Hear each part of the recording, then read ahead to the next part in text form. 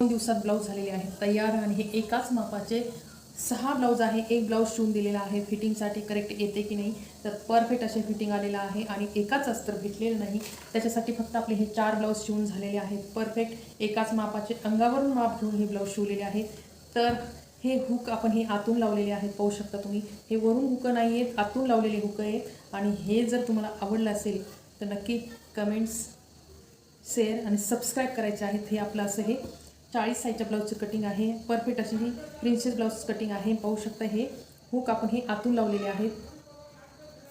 पाहू शकता हे आय आपण आतून केलेले आहेत, आतून लावलेले आहेत. आय हे असं लावायचं आहे ब्लाऊज हुक. तर हे पाहू शकता असे हे आपले 4 ब्लाऊज तयार आहेत.